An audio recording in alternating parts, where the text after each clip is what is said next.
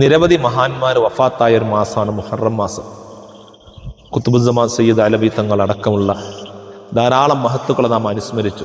കേരളത്തിൻ്റെ പല സ്ഥലങ്ങളിലും പ്രകൃതിയുടെ പ്രതികൂലമായ കാലാവസ്ഥയിലും ഒറ്റയ്ക്ക് വന്ന് ആരാധന നിർവഹിച്ച മഹാനായ ഫരീദ് ഔലിയ അനുസ്മരിക്കുന്ന മാസമാണ് ഈ മുഹറം മാസം. അള്ളാഹു അവരുടെ ബറക്കത്ത് കൊണ്ട് നമ്മുടെ പ്രയാസങ്ങളും ബുദ്ധിമുട്ടുകളൊക്കെ അള്ളാഹു മാറ്റിത്തരുമാറാവട്ടെ. വന്ന് ആരാധന നിർവഹിച്ച പല സ്ഥലങ്ങളുമുണ്ട്.